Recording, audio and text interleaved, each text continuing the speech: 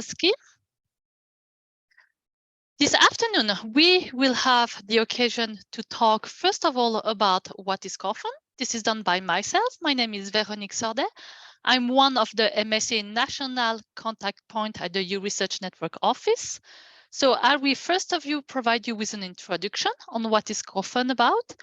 And then after this presentation, my colleague Isabelle Spüler will talk more about what it means for Swiss partner to participate in this 2022 COFUND call.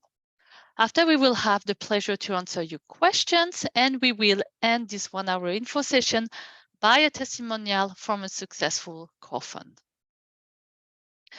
You will have the occasion to ask your question during our 2 presentations into the chat, and we will answer them after the 2 presentations. For your information, this event is recorded. The goal of that is to be able to publish it after on our YouTube channel and to allow you to share it with your colleague or other interest person. And since this presentation contains several hyperlinks, we will also send you the presentation in a follow-up email. But first of all, let me introduce you who's talking. UResearch. UResearch is the Swiss guide for European research and innovation. We are financed by the Swiss government. This is why our services are free of charge. Our mission is to provide you with information and guidance on cooperation and funding opportunity from the European Union Research Program for Research and Innovation. We are the national contact point located in the network office in Bern. The national contact point are the experts on the different programs under the Horizon Europe program, but you and Twitter are located in the different offices all around Switzerland. In order to find the right door to enter, you can click on this link and find the institution all around Switzerland. I'm not alone. As I mentioned, I have my colleague Isabelle Spüler with me today, but we are a team of 3 national contact points for the MSCA for Switzerland here, completing with my colleague Sibilla Martinelli. Now that the presentation are done, it is time for me to introduce you with MSCA COFUND. So COFUND is part of the Marie Skłodowska-Curie Action Program, which is part of the Horizon Europe Framework Program for Research and Innovation. As any other MSCA action, COFUND follow the following objectives: excellence in research training, mobility and career development, and spreading best practices of MSCA. What does it mean, spreading best practices of MSCA? For instance, is to provide high standard recruitment quality, is to provide to the future doctoral and postdoctoral researcher excellent working condition, or for instance, high quality training or quality career development possibilities. This is what we mean by best practices of the MSCA. And COFUND has the following key features. So COFUND is not for you as a doctoral or postdoc doctorate to apply for, but it's a co-funding program for already existing funding funders. So it means that you need to have a regional, national, or international funding program in place. And with this program under your institution, you apply for COFUND to have a co-funding for a dedicated project. This is for doctoral and postdoctoral programs. But after, the researcher that you can hire can come from all around all the different countries around the world. But as any of other MSCA action, the mobility rules must be respected.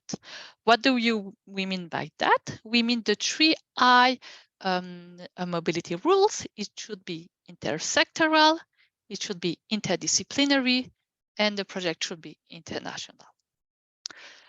So how does it work? Here, the applicant should be a mono-beneficiary institution located in a EU member state or associated country. As you may know, currently, Switzerland is not an associated country if it has the status of a third country. But Isabelle, after, will explain you more, therefore, how it works for COFUND project. The applicant can ask for a maximum of 10 million euro per call per project. Typically, the project duration is between 3 and 5 years, and the fellowship should be of a minimum of 3 months. And what is financed within this kind of COFUND of project is what we call the COFUND allowance per recruited researcher in person months unit. This is very technical, but I will explain you more a little bit after. So COFUND finance two kind of, so you, when you open your call, you will find two kind of program, the one for doctoral program and the one for postdoctoral program. You cannot apply for COFUND project that contains part of doctoral and part of doctoral. It's either one or the others, but more than one application can be submitted per call. As I mentioned, it's important also that your project respect the mobility rules and that the recruited researchers must have a work contract. And for the doctoral program, that the doctoral candidate are enrolled into a PhD program.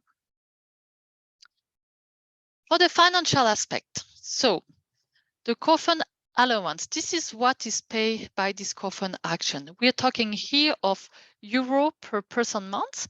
So for the doctoral candidate, it's 2,800 euro, and for the postdoctoral candidate is 3,980 euro.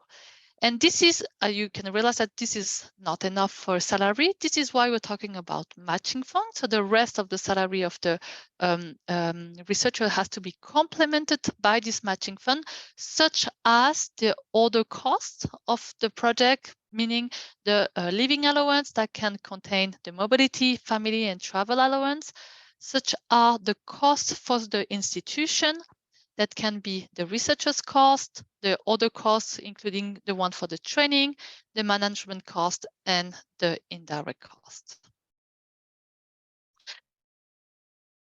For a COFUND project of COFUND funding, the beauty of all these MSCA call is that you know in advance under which evaluation criteria you will be evaluated. So you have three categories. The first is the excellence. This is the more important one. It represents 50% of your final grade. And by excellence, we mean the excellence, the quality of the selection, the recruitment process for the researcher, that you have a high level quality standards. Also, what do you, if you respect these three I, remember, international, intersectoral, and interdisciplinary, this is well represented in your excellent part of your proposal, but also how your training are organized, all the supervision arguments are planned in your project. This is all part of the excellence. And then you have this impact, and when we talk about impact, we talk a little bit what will have the project will have as an impact during the project, but also after the project. For that, how your project will contribute to a potential and future career perspective for your researcher, and how strengths are your human resources. But on the other side, it's also important for the EU project to demonstrate that the dissemination, exploitation, and communication of the results of the project are properly addressed in your proposal. And after, the third part, which is the implementation, so how the project will be carried out, that counts for 20%.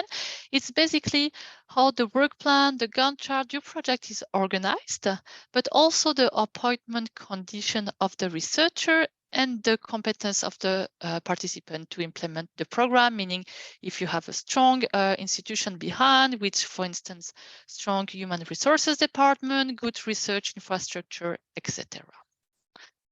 So the opportunity is open now for you under the COFUND call 2022.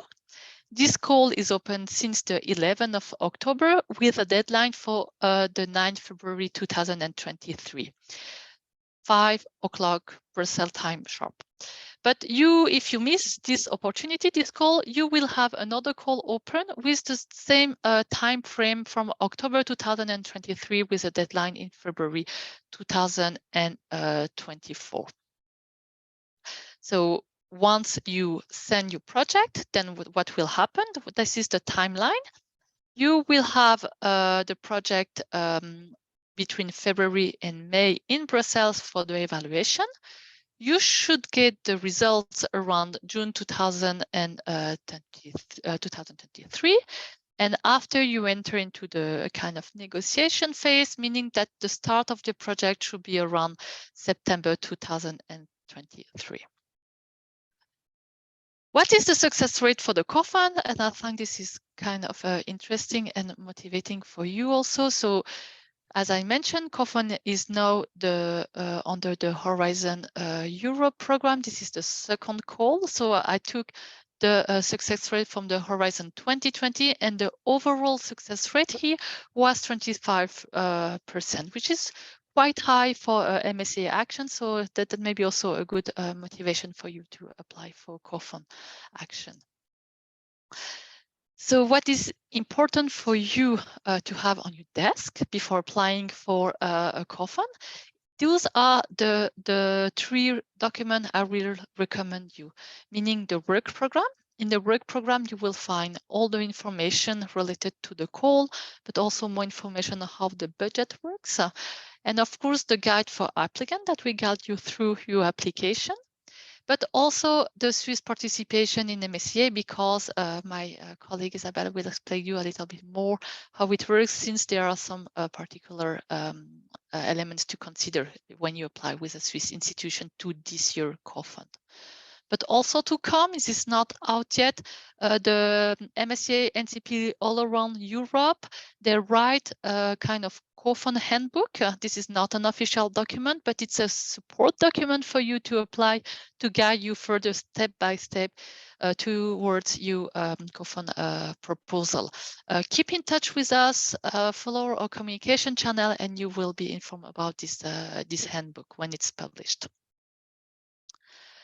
With that, I would like to end my presentation with a little story that I encourage you to read, or by in the follow-up email by clicking on the link, or with the QR code after this info event, because I would like to introduce you Mary Jones. Mary Jones, she's a PhD student enrolled in the COFUND program at EPFL. She worked for a project called EPFL Global Leaders. And she make research on the Sustainable Development Goals in the EPFL and different laboratories. And here in her testimony, she mentioned that carry out a PhD with a COFUND MSCA program is another mark of distinction. So for her, it's really an assurance that she has very good quality of training, good quality of supervision, and she can work for global challenges in a global project, so a clear added value for her career. So this is the message I would like you to take home also, that beside all the technical aspect I just presented you before, that having a COFUND project is also a quality assurance for your institution and for the future doctoral and postdoctoral candidate you're gonna hire. And now, how does it work for Switzerland? I will give the floor to my colleague Isabelle that will provide you with more information. Thank you for your attention. Thank you very much, Veronique, for your presentation. Now I would like to continue. Just a second. So here we go.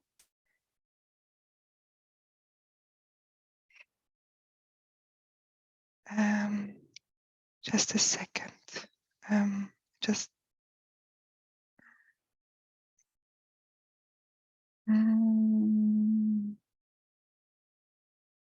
So Veronique, can you maybe unpin yourself? I just don't want that for the recording. We have a issue. Okay, I hope it works. I hope you can hear me all well. I will now share with you what is the situation for Swiss institutions to participate in a co-fund. And I want to emphasize, so as Veronique has explained, co-fund is a mono-beneficiary action. And last year, we didn't do any information event because Switzerland could not participate as a beneficiary. It's still the same situation. Switzerland cannot be a beneficiary, but now in the next 15 minutes, I will explain what are the possibilities actually for Swiss institutions to still participate. So for that, I would like to go one step back and explain about the different way to participate in Horizon Europe. So this European framework program for research and innovation. So what is important is the status of the country of your research institution. So when you are located in a member state or in a country associated to Horizon Europe, so for instance, Norway is associated to Horizon Europe, or in our case, Switzerland is currently a non-associated third country. And the way we can participate differs strongly to the status we have to Horizon Europe. So just to repeat, as a non-EU country, Switzerland has to negotiate the association to Horizon Europe and is currently considered a non-associated third country. And I would like to emphasize here again that for the Swiss government, the aim is still to be fully associated to Horizon Europe. And we hope that this will soon happen so that the participation becomes very clear again. Now, the consequences, because we are not associate, means Swiss institutions can only participate as so-called associated partners, or it's very confusing, but as partners in a co-fund. This means it's not possible to apply as a beneficiary. And as an associated partner, Swiss institutions are not eligible to receive European funding. However, the Swiss State Secretariat for Education, Research and Innovation, abbreviated SERI, provides funding if the proposal is successful. So the costs from the Swiss institutions are not in the European budget, but are basically on top of. So I want to also here show the official website from the Swiss State Secretary for Education, Research and Innovation informs on their website horizoneurope.ch, and there you find all the official original statements how Swiss institutions can participate and consequences. We at Research, of course, also promote and share this information, but the source is this website. So, as I said, in a co-fund, you can have one beneficiary, and you can have several implementing partners. And this status is only possible when your institution is in a member state or is an associated country. Because Switzerland is third country status, we are basically only an associated partner. And you can read that in the official documents. What is the difference? So the beneficiary is the only institution that signs the grant agreement and receives European funding. The beneficiary takes complete responsibility for the proper implementation of the program. Then this would be enough, just one beneficiary, but you can also have implementing partners, again, institutions in member state or associated countries, and they receive financial support from the beneficiary. So basically they receive European funding indirectly through the beneficiary. And they can employ researchers and implement the program at their institution. And now on the lower part, the associated partners are entities who can participate in action, meaning providing training or host secondments. They don't have the right to claim costs. And associate partners may not employ researchers under the action. And this is a very important statement that you should keep in mind when you prepare a proposal with a beneficiary. So this is, again, to summarize, keep in mind, associate partner cannot recruit researchers under the action.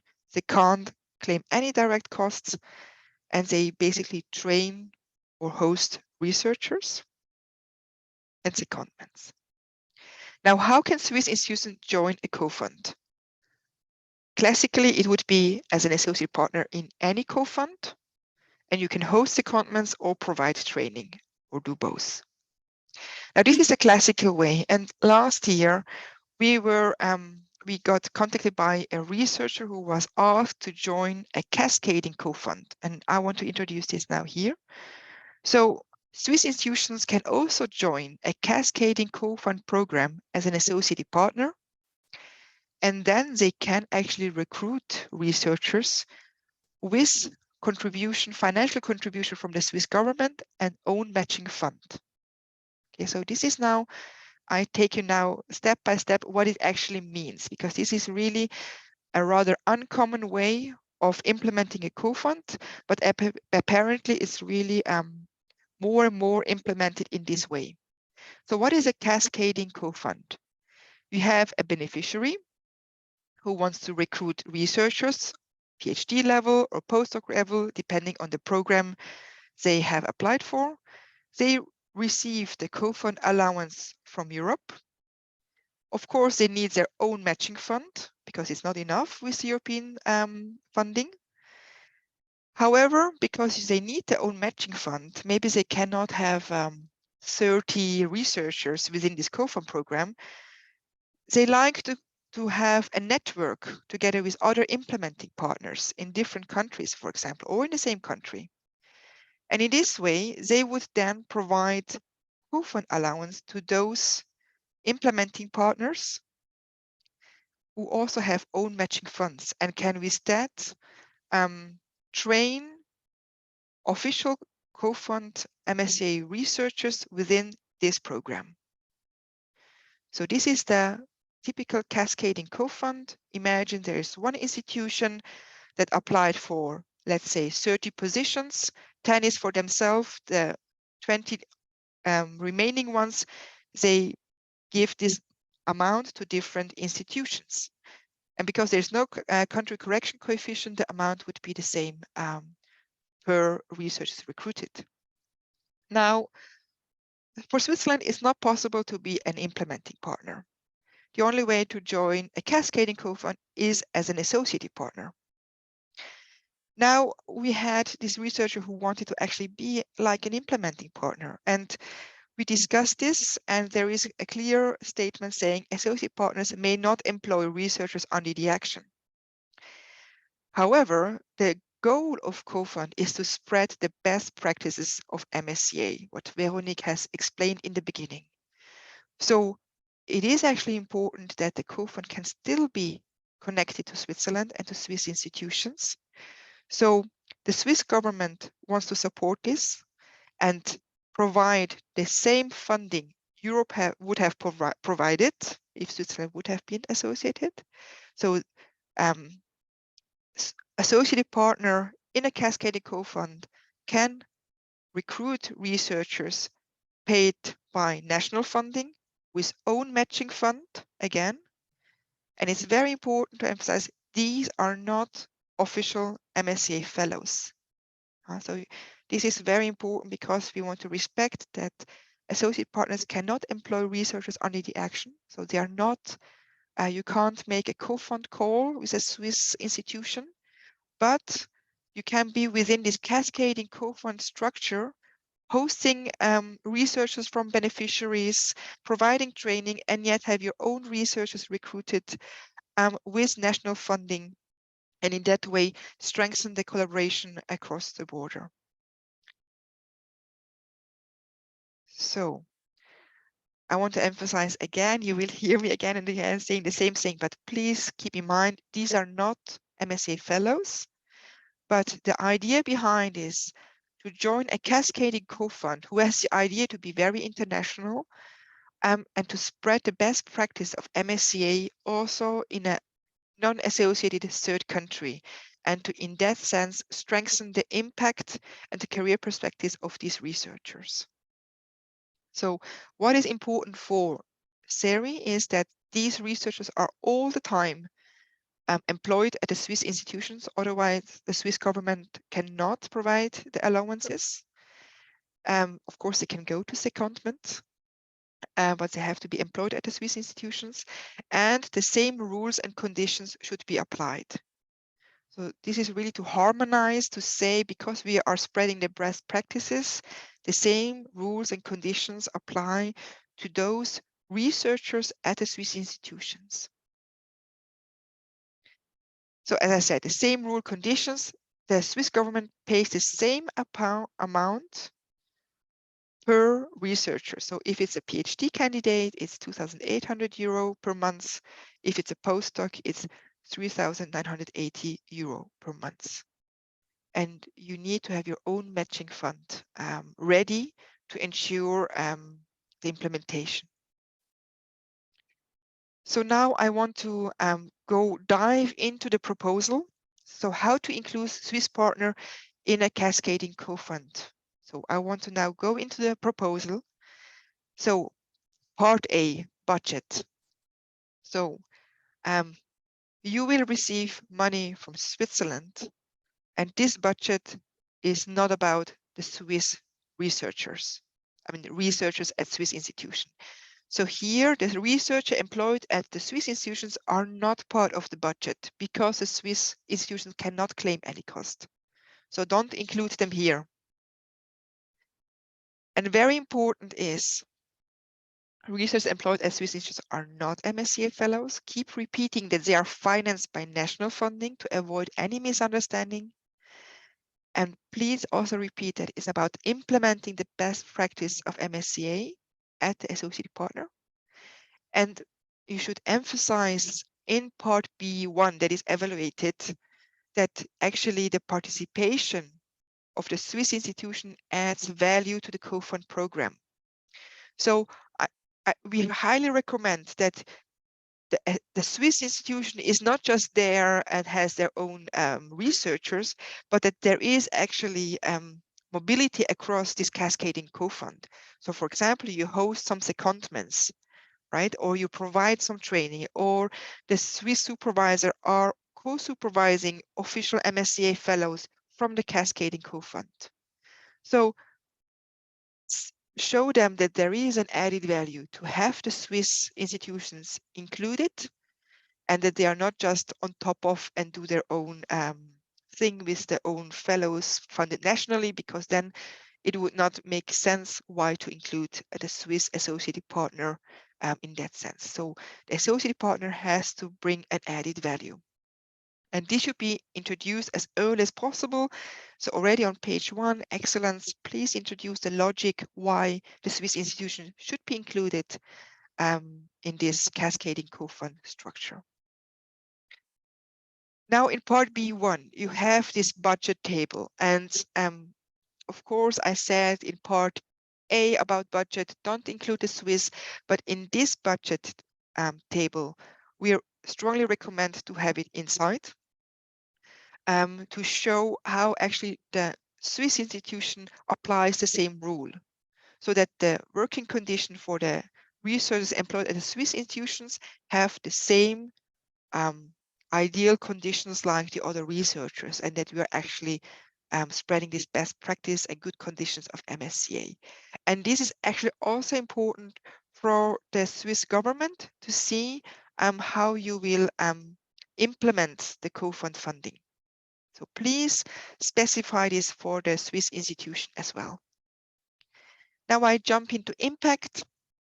I strongly recommend to emphasize the international impact of your cascading co-fund by including the Swiss institution, and to emphasize also the importance of the international network career and the career perspective of these researchers for both perspectives, of course. So the MSCA fellows who are recruited at the European institution, they have already a network as well with the Swiss institution, and they have this exchange with secondments, but also for the researchers who were recruited at a Swiss institution to complement the network, they are connected to the European one and can actually also be connected with those in the future.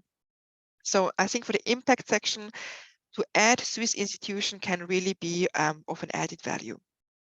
And then in the implementation section, again, there is actually a committed, a clear passage where the commitment of the associated partners should be described. So please there again describe what the associated partners offers with training or supervision, and that actually they want to already spread the best practice and enlarge this COFUND by recruiting researchers with own national funding with the same rules and conditions. And in B2, so this is basically still close to B1, here the partner organizations needs to be listed in table 5.1. I want to also emphasize Swiss institutions would be associate partner, please tick there, and it's written hosting researchers with recruitment, please indicate no, because this refers to the European perspective. If you recruit researchers, of course, you can't recruit under the action. And here in B2, it's for associated partner. You should give it a general description, who is the key person, expertise, research facilities, previous involvement. This should also be, of course, completed for your institution. Last but not least, this letter of commitment. This is mandatory. If you don't include this, your participation is basically disregarded and not possible. And sometimes this takes time to receive it, so please prepare this in advance. And we will actually have a template ready for Swiss institutions, so you can contact us anytime if you wish to have our template for this. Now, I would like to repeat our services. So we have a fact sheet where we summarize what we have presented now. You can, of course, share this fact sheet with any beneficiary who would like to include you, or if you wish to be included. We also provide proposal review. This is, of course, in a restricted way. Basically, we focus how the Swiss institution is described in the proposal. And we will have this template for the letter of commitment for the Swiss institution. And the call deadline is 9th of February, so we still have time ahead. And it's very nice that so many have participated to understand how Swiss institutions can join. And with that, I would like to conclude with the take-home messages. So Swiss institutions participate as associate partner. They are not eligible for funding. And however, there is possibility for allowance for research by the Swiss government. You need to have your own matching fund in the case of a cascading COFUND. And we at UResearch, we're here to inform and advise. Please contact us anytime for your questions. And I would say two important websites would be, of course, our website, but also the website from Horizon Europe if you want to understand how Swiss institutions can participate in MSCA COFUND. And our email address is msca@uresearch.ch. So maybe you have now questions that you can write into the chat. We can answer now some questions, or you can drop us an email anytime. And with that, I wish you all the best for the proposal preparation. And yeah, we are happy to receive your questions. Thank you very much for your attention. Thank you very much, Isabel. We have for the moment no question in the chat, so I propose you just to unmute yourself and ask your question. It was a lot of information, technical, so please do not hesitate. I see Eleni, please. Hi. Hello. I just have a question regarding funding as a PhD student. So, and just to make sure that I understood correctly, I am currently a PhD student funded by a DAPE position at the University of Geneva. Am I, can I receive additional funding from a COFUND project that is related or not related to my current PhD project? And if yes, is it up to me to find the EU entities that are actually eligible for direct funding in order for me to become an associated partner? Or, so Eleni, yeah. Maybe I think this is one of the biggest confusion about COFUND. So COFUND is not providing funding for, so the application is not for individual researchers. So this is like, no, that's what I'm saying. Like, if I want to be part, so the application is only for already existing projects. exactly. So you have to go to EURAccess website and you have to find an open call okay. and apply there. But the open call should be for associated partners in my case. No, so the call will come from the beneficiary. An associated partner cannot make a call. No, they would, the position would be a position of an associated partner. That's what I'm saying. I'm not eligible. For example, if they're looking for a researcher in a specific field, me as a researcher in a Swiss university may not be able to participate in the project. So the status about associated partner or not is about the institution. So you as a researcher, so first of all, there's this mobility rule that you should not be in the same country for more than 12 months. And so when you have done already a part of your PhD in Switzerland, you have to find a COFUND call. Yeah, so then you need to find a COFUND call outside Switzerland, and the calls you will find at EURAccess. And it's not whether, you know, it's really about the associated partner category is about the institution's status and not the researcher status. And if you have more questions, maybe it's easier when we have a bilateral discussion. It's just a question, because as a researcher, you're necessarily related to an institution. So your status most of the times is the same as your institutions you belong to. But okay, I understand how it works. And is it the same for the PhD? So for example, the mobility rule also applies if I finish my doctorate? Because if, okay, thank you. Thank you, Eleni. Are there other questions?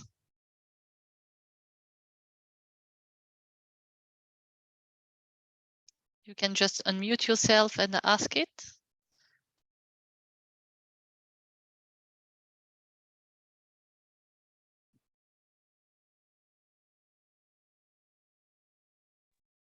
Hi, this is Naomi. In the COFUND scheme, what other funding or how do institutions typically provide the matching funds? Yes, that's a good question. This is something that, also the matching fund in a COFUND should not come from a European institution. No, sorry, it should not come from a European. So for example, you cannot combine ERC and a COFUND. This is one of the rules. However, you can, for example, combine it with a project funding you have from a national project funding, for example. So there are different ways how you have your own funding pots to combine it. So normally it's like national funding together with COFUND. So because there should not be two European programs put in the same pot. Okay, like an SNF, Ambizione or whatever could be used as a matching COFUND, for example. Yes. Yes. Okay, thank you. I just had sorry, I will just pause the recording. Quick wrap up, Isabel. Do we have other questions before we go to the testimonial? If not, you know, email address, and we are really welcome also to answer your specific case if you have a specific situation for funding search. I will give a question. Yes, please, Christina, please go ahead. Could you please repeat again the options for the institution to either host or send researchers? Because at some point in the presentation, I understood something like, because of being associated partners, we could host researchers, but can we also send researchers as a Swiss institution? Yes, so this has to be agreed, of course, within the consortium. So it is not foreseen that associated partners recruit researchers under the action. For this reason, these researchers that the Swiss government co-funds are not official fellows. However, you can agree within the consortium whether they can be seconded to the other partners within, like to the beneficiary or to the other implementing partners, but this has to be agreed within the consortium. And these secondments are basically paid by the employer, so it would be the Swiss institution. And I think it would be actually a nice idea to include these kind of exchanges with secondments.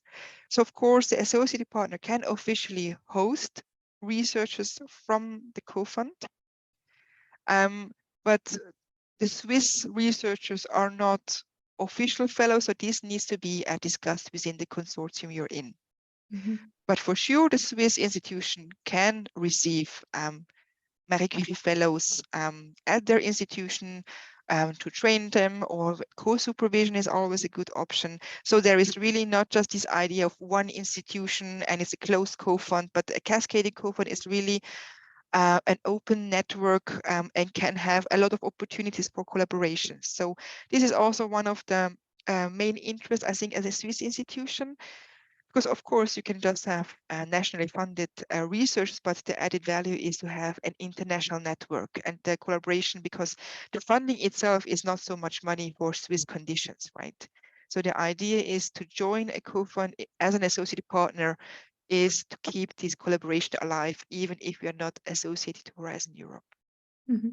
I hope I could answer your question. Yeah, thanks. Thank you for your questions. And I'm very happy that we still had some questions and that we could also now welcome Dr. Jan van Bijlen from Zurich, who has actually a lot of experience with the cascading co-fund project types.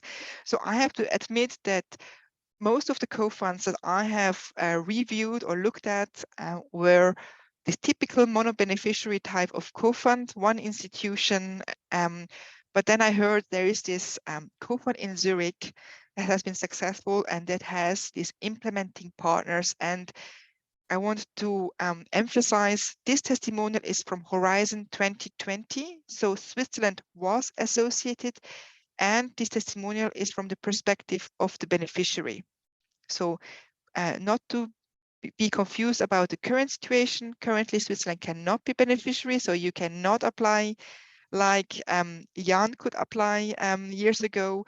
But I think this is a nice testimonial to show what it means to have a cascading co-fund, how complex it can be.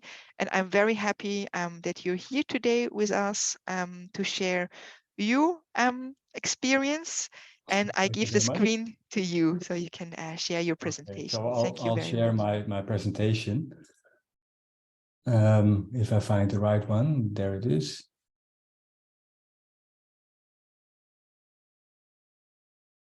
So now you should be able to see my presentation. So our fellowship program is called FP Resomus, which is a bit difficult name. It's collaboration between two networks, a Swiss network and a German network. So the NCSR Must and the Cluster of Excellence Resolve in Germany, Bochum.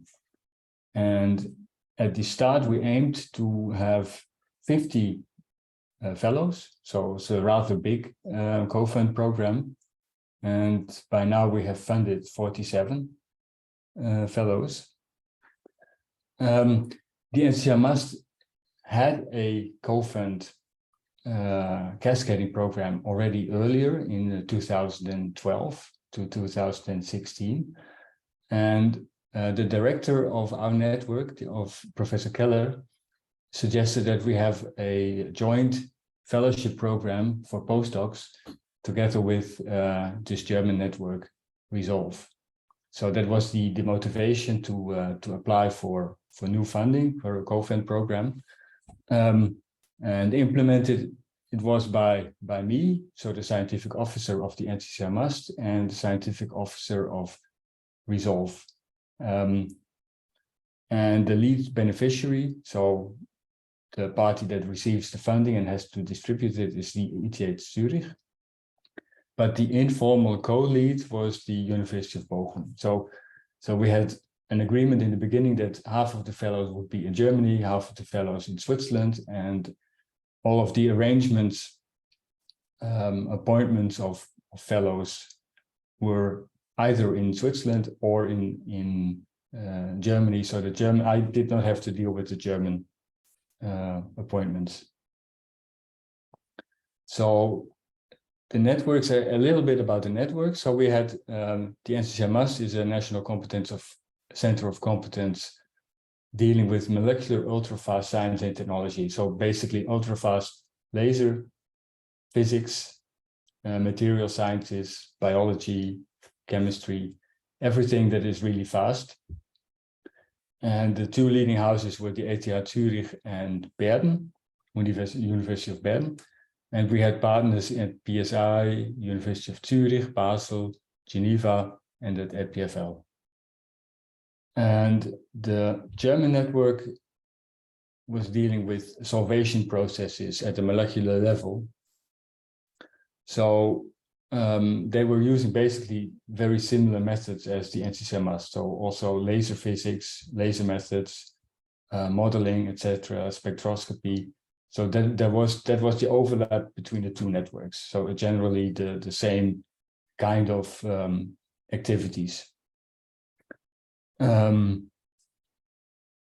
So in the NCCMAS, we had 25 research groups, so distributed over 7 research institutes or universities.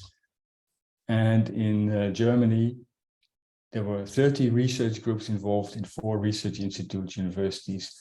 But here the focus really was on the Ruhr-Universität Bochum.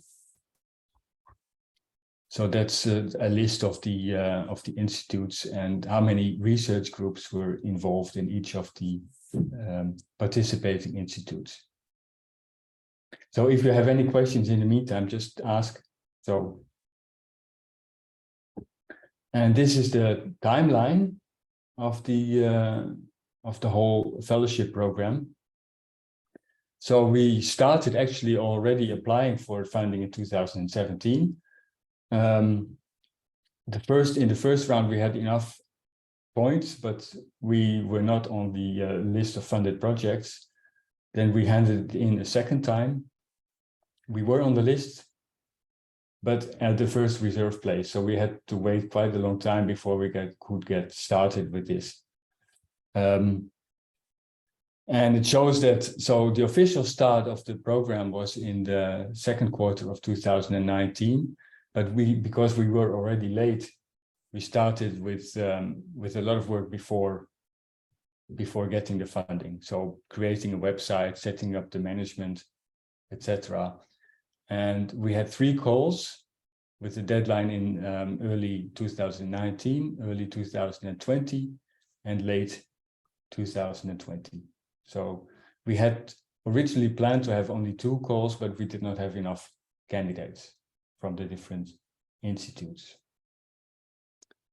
And the blue bars show the appointment times of the fellows. So the first fellow started mid 2019, and so overlapping. And so in some cases there were breaks in the fellowships.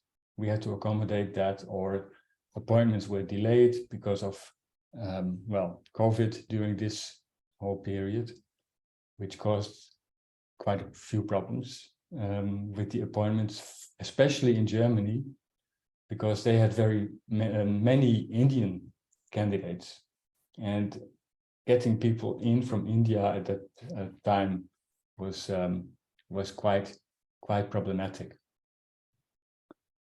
The dissemination part.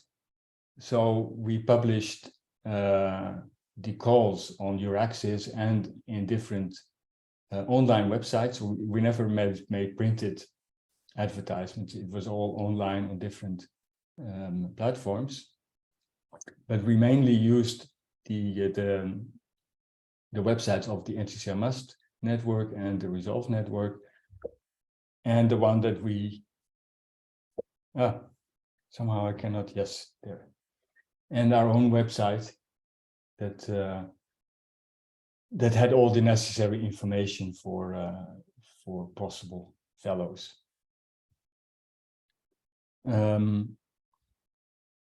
So the management structure, because we had two networks, is a bit complicated. So we had a management team consisting of myself and the scientific officer of the Cluster of Excellence Resolve, and somebody else in our network who helped, an administrative assistant. And there were some changes in the management over the time. And we had support from administrative offices, also by EU grants access for preparing fellowship agreements, etc., that are not relevant here.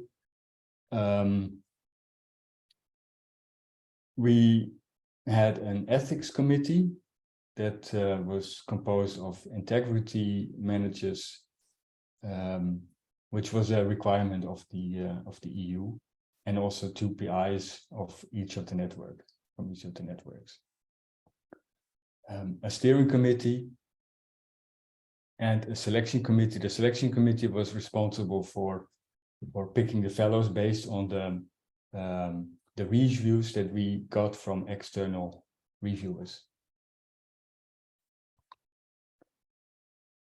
So this was our flow and timing of the evaluation process. So to be eligible for the program, the most important thing is that the fellow has to abide to the mobility rules of the COFUND programs. So less than a year in the host institution. That's basically it. And we made our own requirements that the PhD degree should not be longer than 4 years ago, and that there should be at least 1 peer-reviewed original publication. And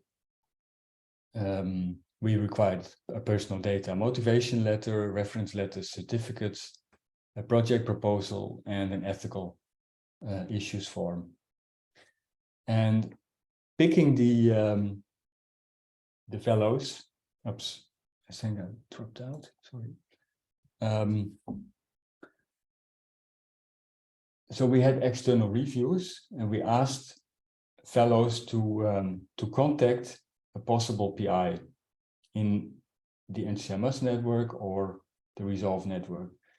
If the PI agreed that the fellow could apply for a fellowship, then they together exchange information, and the PI supported the candidate also with writing a proposal so that the research would really fit in the target, in the host group.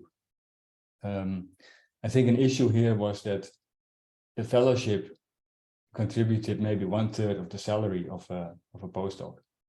That means that the PI basically paid much more for the postdoc, for the fellow, than the EU.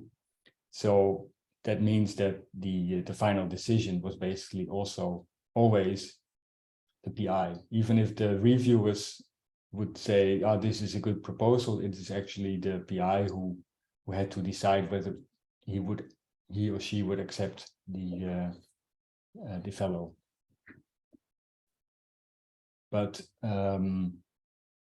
so we had evaluation by independent external scientific and ethics experts, evaluation of a personal interview and presentation. That was done mainly online because of the geographic distribution of the candidates. And we made rankings based on what the reviewers told us.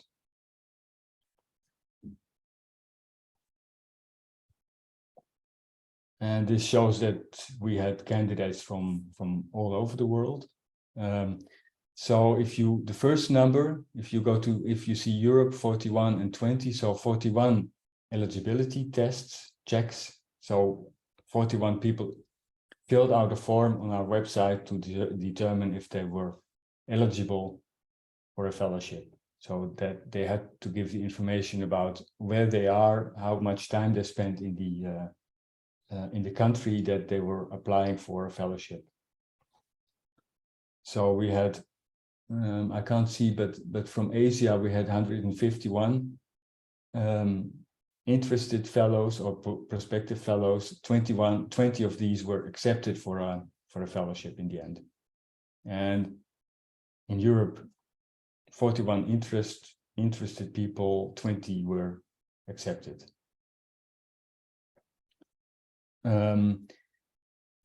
In the COFUND program, actually the idea is also to have returning postdocs, and nobody showed up. So we had no Swiss people who would like to return to Switzerland for a fellowship.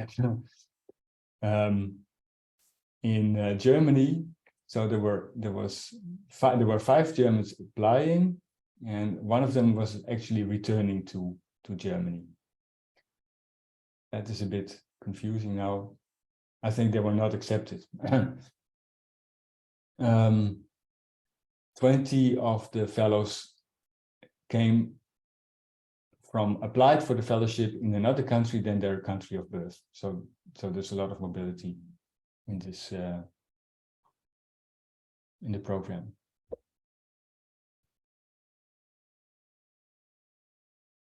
And this shows the financial arrangements. They were, if you have a single beneficiary COFUND program like APFL fellows or PSI fellows or ATH fellows, that was always quite simple because the fellows are all at the same institution. And in this case, we had a much more complicated system, which took also a lot of explaining for the partner institutions, how to make sure that the arrangements were correct. So the ETH Zurich received funding in euros, and that was kept or is kept in a euro account. The German side is simple. We just transferred the funding back to Germany in euros to a resolve account in euros, which paid the salary of the fellows. So this was a mixed account, and they simply appointed the fellows and paid them directly from resolve. In Switzerland, so the fellows at ETH Zurich, that was simple. We have a PSP element or an account in Swiss francs for FP Resumus and funding from the NCCMAS, and that both together is just the funding of the salary of the fellows. For the other Swiss partners, we had to pay them in euros, and they have an account in Swiss francs and an NCCMAS account in Swiss francs, and that pays the salary of the fellows. So here, I think at the start of the program, we had an exchange rate of 1.15, and now it's 97 euro cents. So the funding for the different partners was a bit less than we originally thought. And for me, it was quite difficult to find out how to arrange the finances, because it is different. It was different for all the institutions, and the ATH finance and controlling required that the partners open specific accounts for each of the fellows, so that it would be possible to trace how much funding really went to the fellows for their salaries.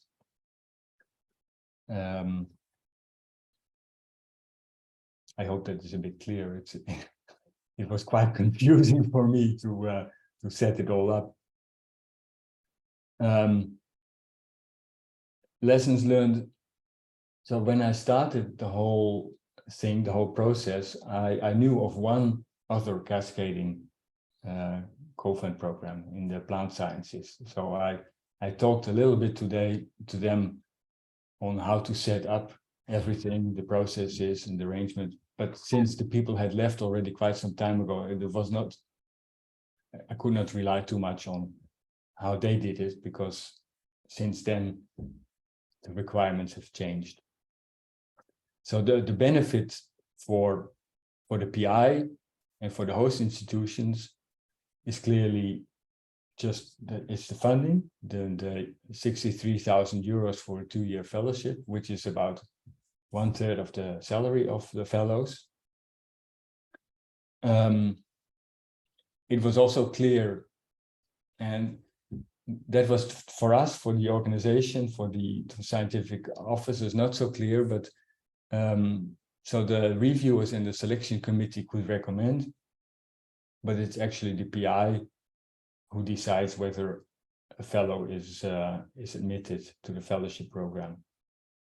And the financial arrangement, some of the PIs thought it was quite complicated compared to other kinds of funding. For the fellows, we try to create lots of opportunities for courses and scientific meetings, but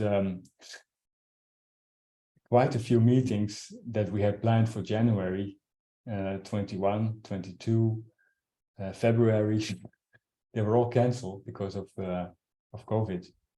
Also, courses that we had planned were cancelled, so we had to move a lot of the meetings to online platforms. So one that was really appreciated was GatherTown. I don't know if you know that, but it's sort of a simple version of metaverse. So people can walk around in the field and can encounter each other and show the posters and everything online. So that's really nice.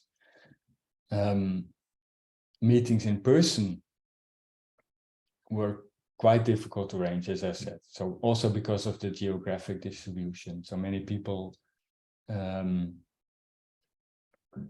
in Germany in different locations, in Switzerland in different locations. It was, and also the timing, just trying to get to set up a joint meeting and have enough people being able to join was very difficult. Also, what we found out is that the research themes and methods were extremely diverse. So there was a lot of, it was all the way from biology to material science to chemistry, and all the way from modeling to laser physics to NMR methods. So very broad spread. But what the fellows said, they really appreciated to be part of the fellowship program because there were enough courses and meetings still for them to attend, and it's a benefit for the CV. So that's clear. My lessons learned, well, a cascading structure is complicated, and it gave me many opportunities to learn processes. And what also really worked well were the interactions with the Resolve office in Germany. And I think that's a benefit of COVID is that we really learned how to do things online instead of going on the phone or emails. It's much easier to communicate by Zoom. Yeah, so that's basically what I can tell you about this FP Erasmus program. So it still runs. It will. We actually will extend it 6 months to March 24, because we had so many people who were delayed. The appointments were delayed. People were also ill, so then you need to accommodate that. And for that reason, we have decided to try to extend the program for 6 months. So that's ongoing at the moment. Thank you very much, Jan. I took over the screen. Yes, that's all right. And yes, I really appreciate that you share your testimonial about the cascading COFUND, because this is also very new to me. And as you say, the advantage of COVID is that we learn to have more face-to-face phone calls with Zoom. And I learned a lot talking with you about your complex COFUND. And I actually wanted to really, open the floor that if people have any questions, please take this opportunity that we have a testimonial today with us. All the slides will be shared afterwards, and yes, if there are any questions from the audience, you can unmute yourself or write them in the chat. So I think it is really new to have this cascading type of COFUNDs, but I understand that more and more want to implement it. It's almost like a hidden doctoral network where, I mean, you had postdoc level, but you can also have PhD level, where you have a lot of interaction. In your case, it was a very international COFUND on the point of view of the researcher's nationality. At the same time, we had a German network combined with a Swiss network. So this is, COFUND is in a way very flexible how you want to implement it and how you want to spread this best practice of MSCA. So thank you very much for sharing. I think it's always good to have an example. And yes, is there any spontaneous questions at the moment from the attendees? Maybe they are, yeah, maybe there's a lot of information today with this cascading structure. All fine? I would have one question, if I may. Yes. You mentioned that in the end, the decision was actually made by the PI, which I think it's quite the normal thing to do. But I was wondering whether this is in line with the EU rules of COFUND, or if this is like bending it a bit. No, it was not an issue. Okay, so it was not. So we had the midterm reporting. We made that transparent, and it was not an issue. I think that is also understood that you cannot ask a PI to accept a fellow that doesn't really fit either from the science level or personal. So that's I think that's clear that the PI has to decide. Okay, great, thanks. And I have a follow-up question on that. Also, you think you would recommend that as a best practice to have this pre-selection by the PI first?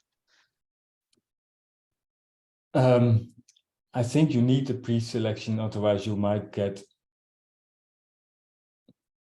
It's also a cost factor and a time factor. You have to send the proposals to reviewers.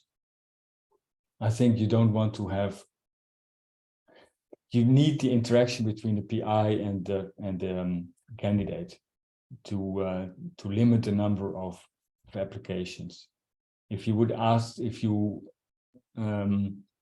would ask fellows or candidates to just send in an application without having contact with the PI, then you get so many applications and you have to find reviewers for all of them. I think that's just a practical side.